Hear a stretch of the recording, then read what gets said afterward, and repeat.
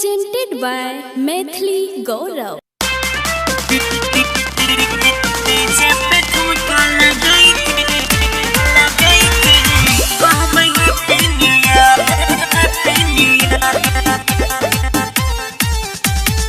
Singing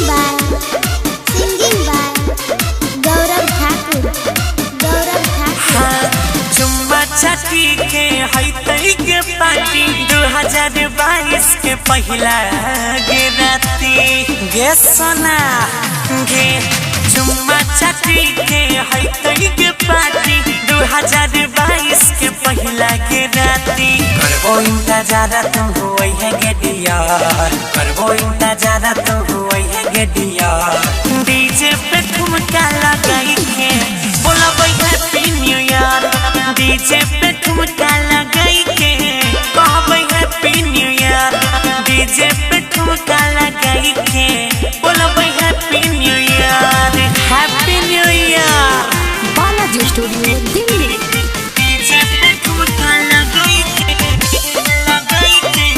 कहबै happy new year हाँ पूरे नाइट मजा लेबै छोड़बै नहीं कसर गे जियो एपियास गे पूरे नाइट मजा लेबै छोड़बै नहीं कसर गे रहबी संग में त ठंडी के सोना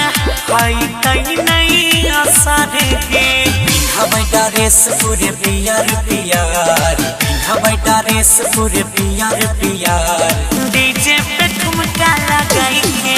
बोलबै हैप्पी न्यू ईयर डीजे पे ठुमका लगाई के बोलबै हैप्पी न्यू ईयर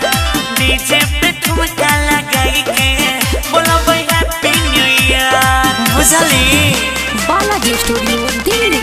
डीजे पे ठुमका लगाई के कहबै हैप्पी न्यू ईयर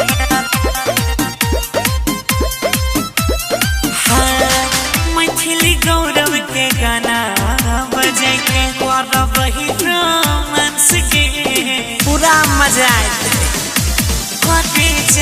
मैथिली गौरव के गाना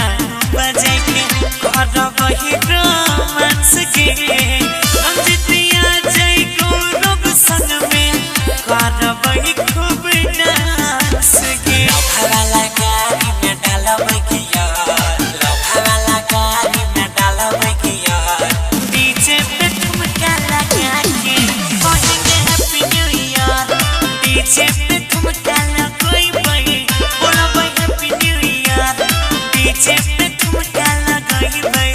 बोलबै हैप्पी न्यू ईयर। गौरव ठाकुर और हमारी पूरी टीम की तरफ से आप सबों को हैप्पी न्यू ईयर 2022।